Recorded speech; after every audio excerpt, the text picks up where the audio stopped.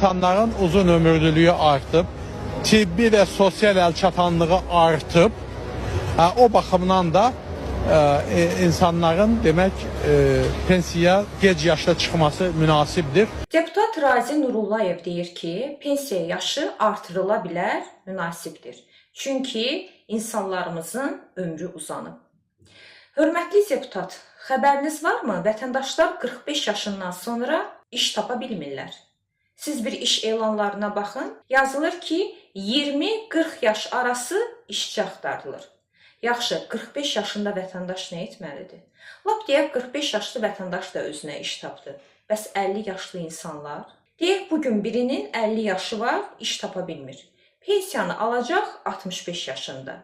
Bəs bu 15 il ərzində bu vətəndaş nə yeməlidir, nə içməlidir? Hə, Razi müəllim? Nə təklif edirsiniz? 15 il ərzində bu vətəndaşlar nə etsin? Nə yesinlər, nə içsinlər? Bunu da qeyd edin. O zaman 50-65 yaş arası vətəndaşlar üçün yeni iş yerləri açılsın. Başa düşürəm, o gündə idman hərəkətləri göstərirdiniz xalqa. Bizim istədiyimiz bu deyil. İdman da lazımdır, önəmlidir, amma insanlarımıza çörək lazımdır, çörək. İnsanlar yemək yemək istəyirlər. Yaşamaq üçün qidalanmaq istəyirlər. Marketə gedib alış-veriş etmək istəyirlər. Razi müəllim, bugün sizin 55 yaşınız var. Hamı sizin kimi deputat işləmir. Hər kəsin sizin kimi 9.000 manat maaşı yoxdur. Bugün 55 yaşında olan vətəndaş iş tapa bilmir. Tapa bilmir.